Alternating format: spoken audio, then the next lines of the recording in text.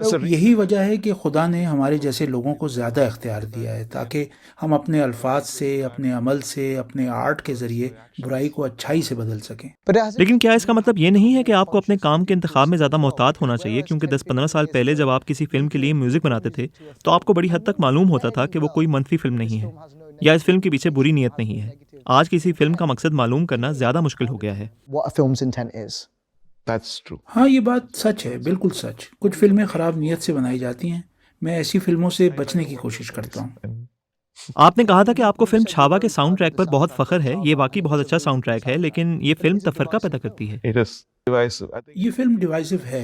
मेरा ख्याल है कि इसने इसी तफरक़े से फ़ायदा उठाया है, लेकिन इसका बुनियादी मकसद बहादुरी को दिखाना था। मैंने डायरेक्टर से पूछा था कि आपको इसके लिए मेरी ज़रूरत क्यों है। उन्होंने कहा ये काम सिर्फ आपसे कराना है। मैंने इस काम को एंजॉय किया, लेकिन मैं जानता हूँ कि लोग समझदार हैं। आपके ख्याल में क्या लोग फिल्मों से मुतासिर होते हैं? मुझे अपने अंदर से ये मालूम है कि सच क्या है और हेरा फेरी क्या है। My problem with a film like that इस तरह की फ़िल्मों से मुझे ये मसला है कि इनमें जब भी कोई मनफ़ी काम दिखाया जाता है, तो वो किरदार सुबहान अल्लाह, माशाअल्लाह और अल्हम्दुलिल्लाह बोल रहा होता है। Subhanallah, mashallah, alhamdulillah, ये कितनी घिसी पिटी बात but है। it exists in that. मगर ये इस फ़िल्म और दूसरी फ़िल्मों में है। I'm just like I'm not. I have great respect. मैं लोगों का बहुत एहतराम करता हूँ। लोग बेवकूफ़ नहीं हैं कि गलत मालूमात से मुतासिर हो जाएं।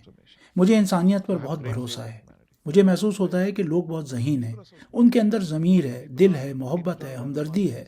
लोग सुबह उठकर ये नहीं सोचते कि आज मुझे कितने लोगों से नफरत करनी है। नहीं, ये तो किसी के दिल में तेज़ाब की तरह होगा जो आपके दिल को बर्बाद कर देगा। दिल तो वो जगह है जहाँ खुदा का मुक़द्दस घर होता है, जिस खुदा को आप भी मानते हैं। लेकिन असल सच तो दिल में होता है। यहीं आपकी इंस्टिंक्ट्स होती हैं।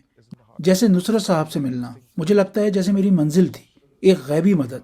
क्या आप तसव्वुर कर सकते हैं कि हमने नुसरत साहब के साथ गाना रिकॉर्ड करवाया और 1 महीने बाद वो दुनिया से चले गए। Would you imagine? You had an opportunity. आपको इनसे मिलने का मौका मिला और अगर ये उस वक्त ना होता तो फिर कभी ना हो पाता। No, because I. नहीं, क्योंकि मैंने तो उनसे कई चीज़ें सीखी जब वो मुंबई आए।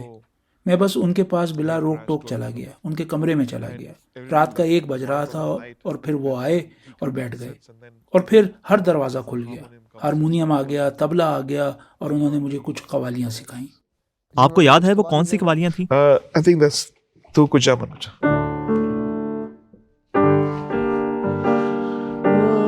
तू ही मेरी हरम मैं फकीर है जाऊं तेरी गुनौन तेरे आगे अदा तू कुजा मन कुजा तू कुजा मन कुजा